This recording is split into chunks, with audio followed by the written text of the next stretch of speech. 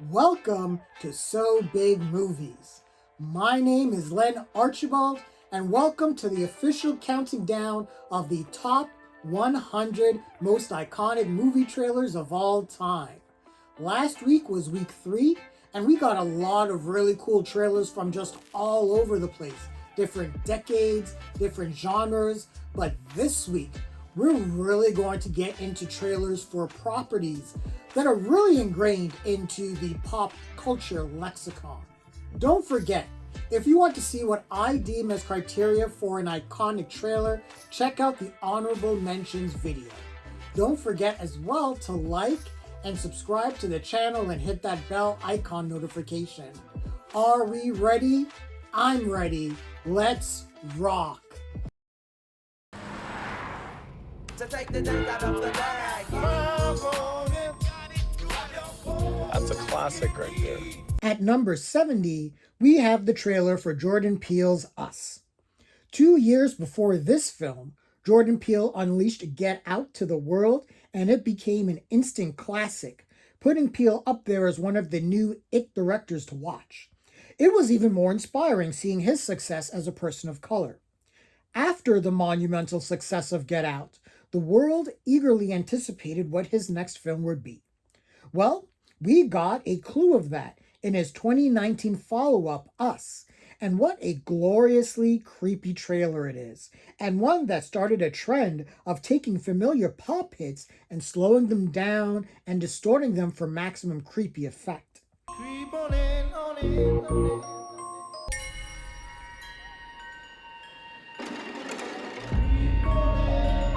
Jason?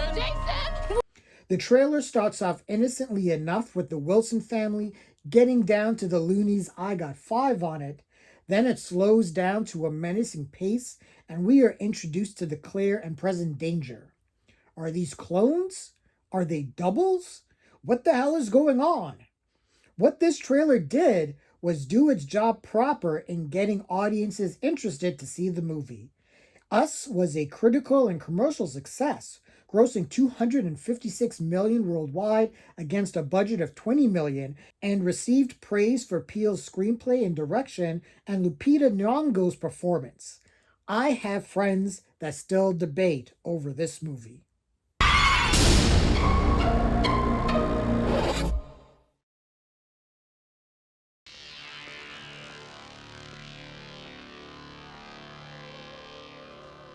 Ghosts. Hello, Ghostbusters. They're real. You do? You have?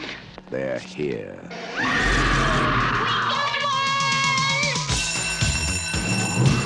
Talk about a trailer that gives you everything you need to make sure your ass is in the theater. At 69, we have Ghostbusters from 1984. And somehow I feel this film being placed at this particular number is going to get some giggles, and I swear that was not my intent. But we're here, so let's go. The trailer for Ghostbusters is a blast, and everything in this trailer is instantly recognizable iconography. The Ghostbusters logo, the Ecto-1, the suits, the proton packs, and of course, Ray Parker Jr.'s unforgettable theme song that gels everything together. The trailer gives us some of the hits: the hotel scene, the scene in the mayor's office, Real wrath of God type stuff. Fire and brimstone coming down from the sky. Human sacrifice, dogs and cats living together, mass hysteria. poor Rick Moranis being ignored by restaurant snobs, and the start of the climactic battle between the Ghostbusters and Zool, even though we never get a hint of the demonic entity here.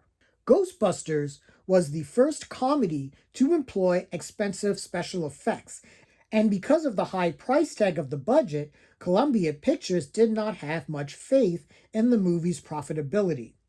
Well, the studio execs all ate their words while becoming somehow richer. Ain't that a bitch? Because Ghostbusters became an instant global cultural phenomenon, opening to widespread critical acclaim, praising all performances, specifically that of Bill Murray's, and the film grossed almost $300 million at the box office, launching a billion-dollar franchise complete with sequels, remakes, cartoons, toys, video games, comics, and theme park attractions. This entertaining trailer was ground zero for all of it. We came, we saw, we kicked it. Never rat on your friends, and always keep your mouth shut. As far back as I can remember, I always wanted to be a gangster. We have something truly memorable up next. At number 68, we have the teaser trailer for Martin Scorsese's incomparable Goodfellas from 1990. And in a very short period of time, we have promotional material that is able to sell its tagline of 30 years in the mafia very effectively. The film focuses on the life of Henry Hill, Ray Liotta, and his lifestyle in the mob, and of course, because it's Scorsese, it looks awesome, has a great soundtrack, and Liotta's narration from the film is a pitch-perfect way to sell the movie to audiences. And with a cast that included Robert De Niro, Joe Pesci, Lorraine Bracco, and Paul Sorvino, it was expected for this film to be great. But the world really was not prepared for exactly how amazing Goodfellas would be. Goodfellas grossed nearly double its budget, was nominated for a slew of Oscars, with Joe Pesci winning Best Supporting Actor, and Goodfellas is widely regarded as not only one of the greatest gangster films, but just one of the greatest movies ever made, period. This trailer brought the intrigue and promised prestige, and that's exactly what we got. Pure class.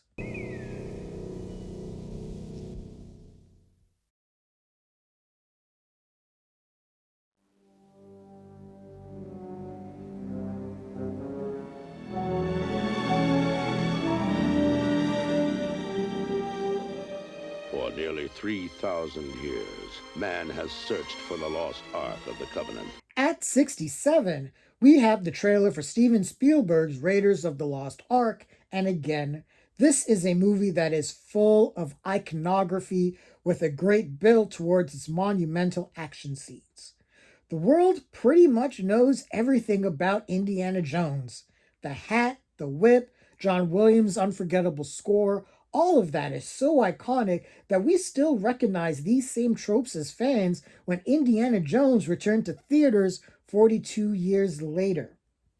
Once this trailer takes off, we get a greatest hits montage of some of the most memorable moments, and it just builds until we get that boulder scene, and by this point, most audiences were hooked.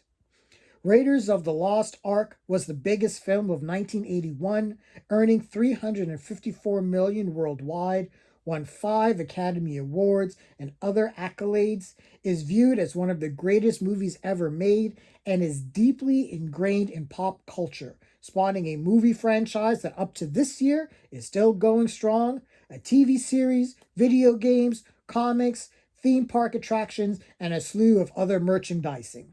This is where it all started.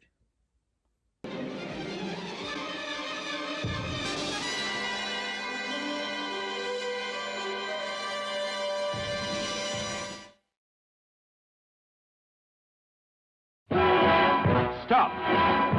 Look! He's gunning for trouble. Goldfinger! Sing it, Dame Shirley. At number 66, we have Goldfinger.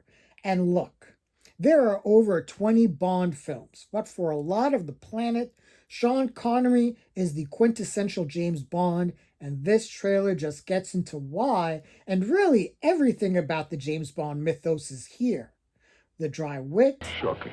the burliness, the awesome villain that is Auric Goldfinger, the hype as fuck theme song, the chase scenes, the greatest Bond girl ever.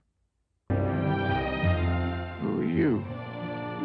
My name is Pussy Galore. He must be dreaming. And we are also treated to one of the most quotable movie moments in history. Do you expect me to talk? No, Mr. Bond, I expect you to die. Ending with the James Bond theme we all know, The trailer for Goldfinger promises Bond is back in action and is ready to kick some ass.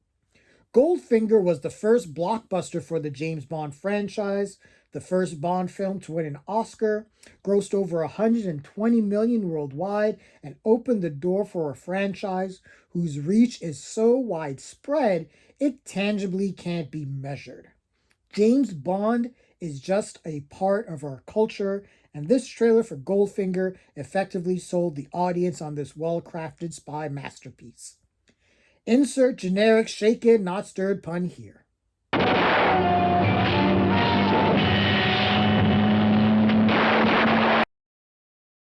Give me that old school snuffed New Line Cinema logo. At 65, we have one of my personal all-time favorite movies, period. Wes Craven's A Nightmare on Elm Street from 1984, and what a bloody great piece of business we get here. Those damn creepy girls open the trailer before we get some smart narration and the movie escalating with one of the most memorable death scenes in movie history, and the trailer just continues to go off the rails with great one-liners. What's the coroner got to say? He's in the jar and puking since he saw it. Some unforgettable imagery, and the most memorable line from the film. Whatever you do, don't fall asleep. Before reaching a true fever pitch and a great climax. This is the movie that introduced the world to Freddy Krueger and Johnny Depp. What else needs to be said? A Nightmare on Elm Street grossed $57 million worldwide on a $1.1 million budget, gave Wes Craven mainstream cred as a filmmaker, and spawned a franchise with several sequels, a TV series, various merchandising, a crossover with Jason Voorhees, and put New Line Cinema as a movie studio on the map. It is indeed the house that Freddy built. Nightmare on Elm Street.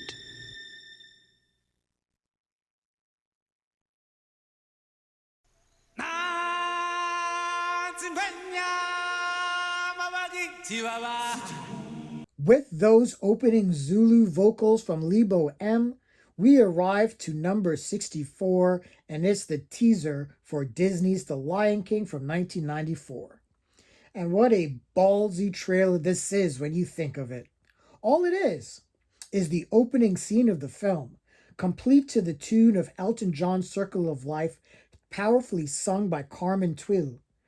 When this trailer was released, we were treated to some of the most dazzling animation ever conceived. This felt like we were in Africa. These animals, even though they still had some anamorphic qualities, still reacted like real animals, and the details of the backgrounds and the different species was just breathtaking. But it is still just the opening scene from the movie. We aren't given story beats, we aren't given a cast list, we get that final drum beat and The Lion King, summer 1994. That's it. And that's all that was needed, as The Lion King became a sensation, receiving critical acclaim for its music, story, themes, and animation, finishing its theatrical run as the highest-grossing film of 1994 and remains the highest-grossing traditionally animated film of all time, as well as the best-selling film on home video, having sold over 55 million copies worldwide. This is big-time stuff here.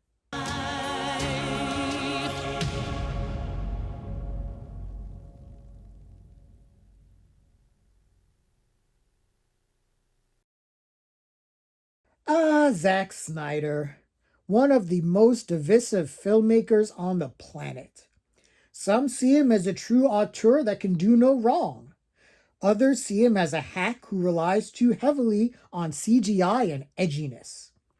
I think Snyder's legacy is actually somewhere in the middle. He has a brilliant eye, definitely has a unique voice, but can sometimes go a bit overblown. But I will defend Man of Steel till my death. But we aren't talking about Man of Steel. Instead, we are talking about the superhero property that most likely got Zack Snyder the gig for the creative head of the DCU, 2009's Watchmen. And this is a trailer that is just a feast for the eyes and ears. For anyone who indulged in the infamous graphic novel and saw these images probably jumped out of their skin. Expertly edited and paced to the Smashing Pumpkins, the beginning is the end is the beginning, we get a plethora of moments that I am sure those in the past, like Terry Gilliam from Monty Python, who was once attached to the project, would have believed were unfilmable. But Snyder pulled off what was seen as the impossible, and the trailer for Watchmen is just a cool as hell music video advertising a movie. Watchmen, despite underperforming at the box office with a take of $185 million against a $130 million budget, it wound up becoming profitable through home video sales, and despite the film being divisive, as most Zack Snyder movies tend to be, it has amassed a major cult following, as Zack Snyder movies tend to be. But this trailer is cinematic art.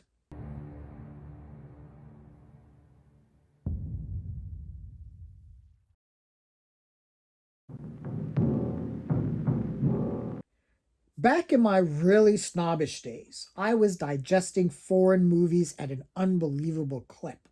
But there was one specific movie from my childhood that I ranked all other non-English speaking films against, and when I discovered that it was as universally beloved as I felt it should be when I became older, it felt like vindication. The film and trailer I am referring to is Akira Kurosawa's Seven Samurai from 1954.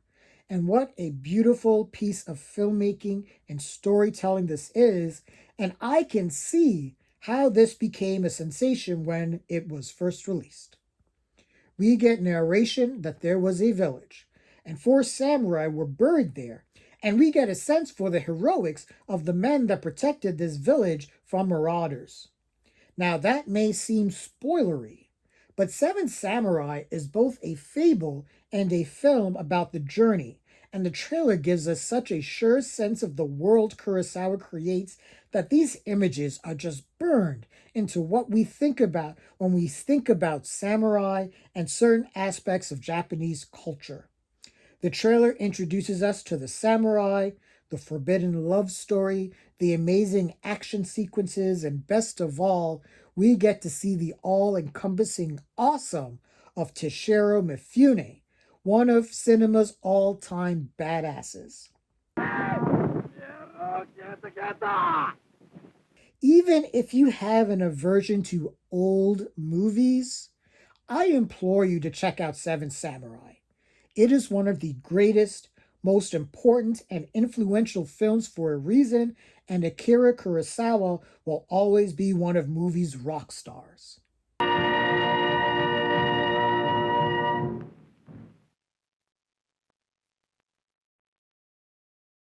Sometimes parody doesn't work. Sometimes when media tries to take its inspiration from another property, it falls flat on its face. But then we get something like the trailer for Leatherface Texas Chainsaw Massacre 3, and you just go, no. Somehow, the people marketing this ingeniously figured out that a cross-section of horror fans are into D&D and probably into Arthurian legend, and also probably saw John Boorman's 1982 film Excalibur. So what do we get? A serene scene of a man in a forest by a lake as peaceful music plays. Suddenly, a female hand erupts from the lake, like the lady in the lake, but instead of wielding the infamous sword Excalibur, she raises a chainsaw. And that's when we know it's on. The flying chainsaw reaches the man's hand with a glorious catch, and then lightning hits the chainsaw. What? Once Leatherface spins to reveal himself in the title, I think most who saw this trailer immediately knew they saw a great one, with how its mood subverted all expectations and even how intentionally, or maybe unintentionally, hilarious the trailer was at the time. Most people know this trailer exists and knows what it's referencing. It's attached to a well-known genre property. You would think it might be higher. So why isn't it? Well, Texas Chainsaw Massacre 3 was a critical and commercial failure, grossing $5.8 million at the US box office, making it the poorest performing film in the series at that time. So even though the trailer is awesome and impeccable, it didn't bring in the box office. It doesn't matter, as this iconic property is still alive and kicking, and it's only a matter of time before we get a new Texas Chainsaw movie. From the producers of A Nightmare on Elm Street, the real terror begins November 3rd. And that's it for this block of the countdown. And like I said, a lot of really iconic trailers here. A lot of movies that have permeated into pop culture. James Bond, Simba, Leatherface, Watchmen, Indiana Jones. It just goes on. And this was an amazing block. What are some of your favorite trailers from this block of the countdown?